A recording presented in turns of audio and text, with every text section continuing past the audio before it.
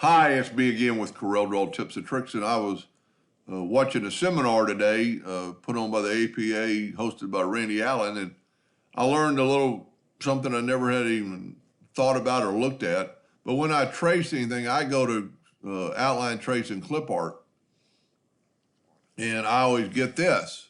Well, that's all I do, and I put OK.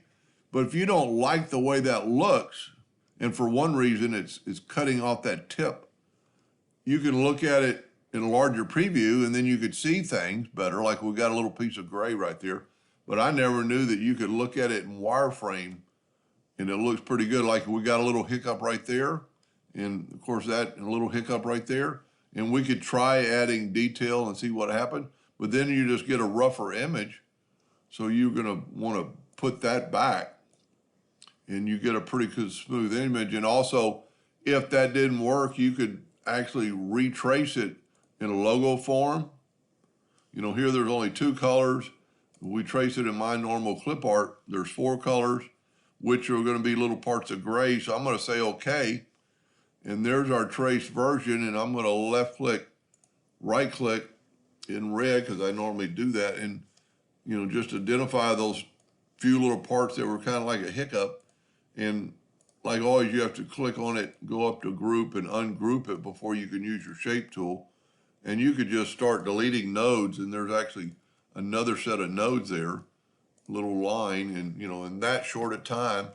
And there's one other little hiccup right here where it was basically the clip art was off the page, I think, and just delete one of those nodes. And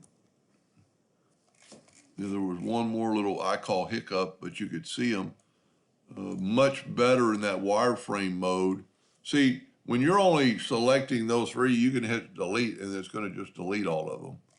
So in that quick a time, you know, I would always go around and delete it all depends on what you're going to do, you know, what you're doing with this item, if you're going to cut it out or engrave it, but it's all good. See, like here's another part that it was at the top of the picture, so it had nowhere else to trace, so it just made that circle a little funny looking. And then like always, you can just, let's move our yellow box out of the way and just grab it all and right click, fill it in with black, and right click, no outline, and you've got a good traceable, engravable printed item, vector art. I hope that helped. Thank you for watching.